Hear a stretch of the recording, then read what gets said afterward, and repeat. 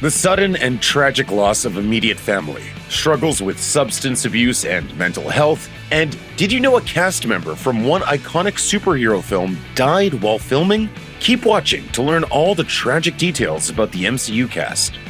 When Disney planned for a spring 2022 sequel to their most successful standalone Marvel film, Black Panther, this came with the belief that the full cast of the original would be returning. These plans came to a tragic halt with the death of the film star Chadwick Boseman. As NBC News reports, the 43-year-old actor had kept his battle with colon cancer a secret from the public for years. According to biography, after being diagnosed with stage 3 colon cancer in 2016, Boseman continued his acting career starring or co-starring in more films. Among these films were all 4 MCU movies that featured him as the King of Wakanda, T'Challa, the Black Panther. He also gave award-winning performances in Ma Rainey's Black Bottom and Da 5 Bloods, which became the 2 final films of his life he'd appear in. However, it is the role of T'Challa that will be the actor's legacy. Not only was it the most financially successful MCU film for an individual hero, but as the New York Times editorialized, the film was also a transcendent moment for African Americans and Black cinema in the 21st century. Boseman's fans paid tribute to the fallen actor by posing with their arms, forming an X across their chest, which was popularized by Boseman in the film. Fans also honored Boseman's memory by tweeting with the hashtag #WakandaForever. Deadline reports that Marvel Studios president Kevin Feige told investors there would be no recast for T'Challa for future MCU films. Robert Downey Jr.'s portrayal of Tony Stark created the Marvel Cinematic Universe. The 2008 Iron Man film was the first in the MCU, and its post-credit scene teasing future installments and The Avengers both excited fans and led to the tradition of post-credit scenes in Marvel films. For Downey Jr., the role was an incredible comeback after his own personal demons nearly destroyed his acting career. According to biography, after an uneventful tenure on Saturday Night Live in the 1980s, Downey Jr. took off as a critically acclaimed actor. Although the early and mid-1990s were a fruitful time for him, he was also abusing cocaine, alcohol, and heroin. Casa Recovery reports that 1996 was a turning point for the actor. He was arrested twice that year, once after being pulled over for speeding, only for the officer to find Downey Jr. with a plethora of illegal drugs and an unloaded .357 Magnum. The next arrest came when his neighbors found him passed out in their son's bed. Despite this, the actor refused to complete his required rehab and was ultimately sentenced to a year in jail. By the turn of the century, the actor was still struggling with addiction and could not find steady work. The Canyon Malibu reports that by 2003, Downey Jr. began to take his addiction seriously, eventually getting clean. In sobriety, he had re-entered Hollywood as a new person. Genius, billionaire, playboy, philanthropist. As the daughter of Thanos and arguably the strongest character on the Guardians of the Galaxy team, Zoe Saldana has flexed her muscles in many scenes. Unfortunately, these same muscles have added pain to her everyday life, according to Hello Magazine. Saldana suffers from Hashimoto's thyroiditis, a disorder that causes her immune system to turn against her own body, leading to symptoms such as muscle pain and fatigue. While describing how the disorder makes her feel, Saldana explained, "Your body doesn't have the energy it needs to filter toxins, causing it to believe that it has an infection, so it's always inflamed." According to WebMD, the actress knew from a young age that she could develop Hashimoto's thyroiditis during her life. Her mother and 2 sisters also suffer from the disorder, and Saldana herself began to show early signs at 17 years old. The actress recalled that the disease was particularly taxing on her mother, who, throughout Saldana's childhood, often dealt with complications caused by the diagnosis. Hashimoto's often leads to hypothyroidism, a disorder with symptoms including fatigue, weight gain, and memory problems. As a result, Saldana altered her eating habits and does not consume dairy or gluten. Tom Holland cannot catch a break. Whether he's being interrupted by co-stars to prevent him from spoiling important movie details, or he's being snapped out of existence by Thanos, Tom Holland is the Hollywood equivalent to a freshman being picked on by his high school football team. It also doesn't help that he has suffered multiple injuries while filming movies. In an interview with E! News, Holland admitted that toward the end of filming Spider-Man: Homecoming, he injured his ACL after falling down the stairs. I was just, when you sort of go down the stairs, I did that and tweaked my leg, and it's now only just on the mend. Despite the injury, he was still able to film the last shots of the movie in New York. More recently, Holland suffered another 2 injuries over the course of just a few months. According to Cinema Blend, Holland almost broke his nose while filming 2021's Cherry. Then, while he was preparing to film Spider-Man: No Way Home, Den of Geek reports that Holland suffered another knee injury that kept him off the shooting lot for a few days. Like his other injuries, this one didn't look to be too serious. Hopefully, Holland will be able to keep his career's momentum going without retaining any more physical harm. But he might want to watch out for banana peels on his way to auditions.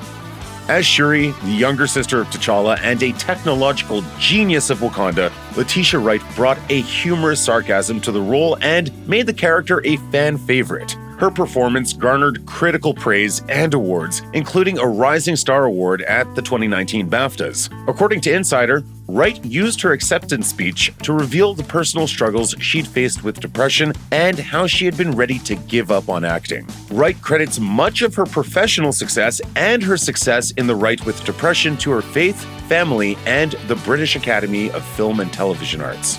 She stated during her acceptance speech, "The only thing that pretty much pulled me out of that was God, my belief, my faith, my family, and an email from BAFTA saying that they wanted me to be a part of the BAFTA Breakthrough Brits, and I was like, let me try again." During her press tour for Black Panther, Wright used her platform and her own personal experience to help increase awareness regarding mental health in the Black community. Rotten Tomatoes reports that since the role of T'Challa will not be recast, future installments of the Black Panther franchise will focus more on Wright's character, Shuri. Klementieff's character Mantis brings humor and surprisingly important powers to the Guardians of the Galaxy franchise, seeing that she has been able to slow down both Thanos and Ego the Living Planet. Mantis was introduced as an orphan who served Ego. Sadly, like her character, Klementieff has suffered many losses during her life. According to Answers Africa, the actress was born to a French-Russian father and a Korean mother.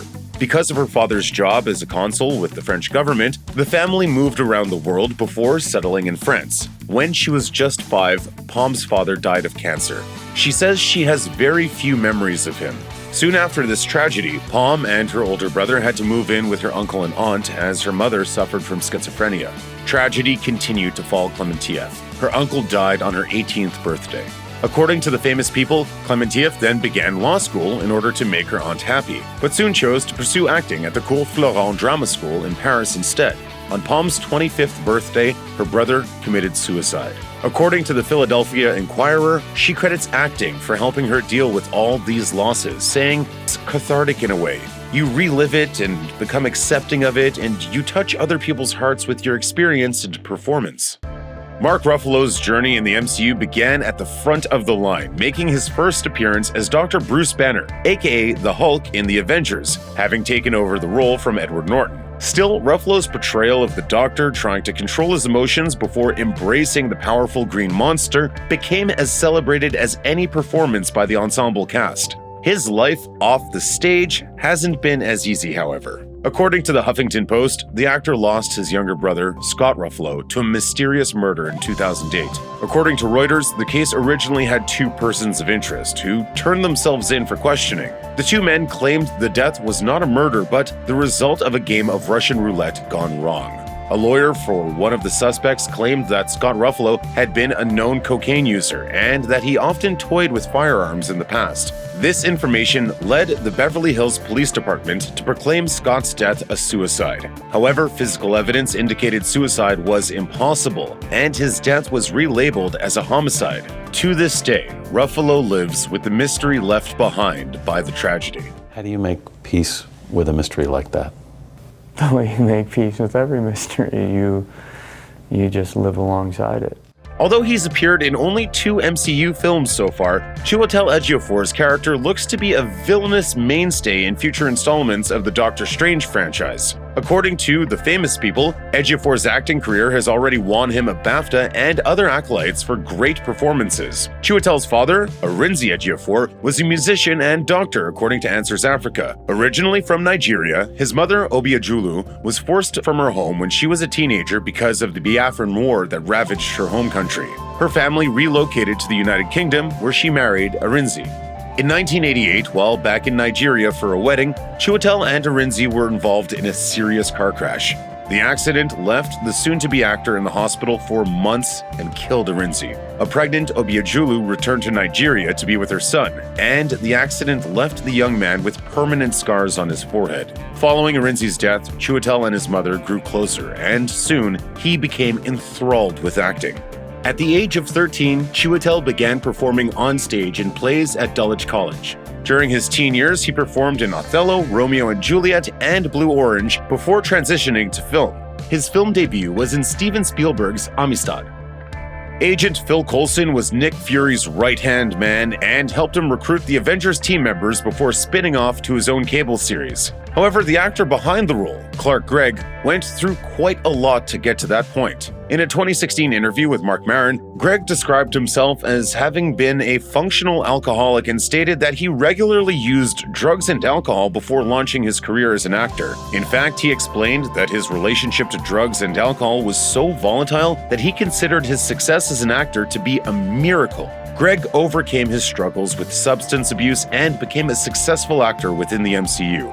However, he soon found himself faced with another issue. In a 2018 feature in Men's Health, Clark admitted to having suffered anxiety and panic attacks during his acting career. He recalled a moment when he was on vacation with his family where he was experiencing extreme discomfort in spite of the relaxing settings he was in. Gregg described that these panic attacks would arrive without the symptoms that commonly precede them, and that he suffered from heightened anxiety after they passed. Only after beginning cognitive behavior therapy did he begin to see a change in himself. Like his career, Gregg refers to the therapy as a miracle.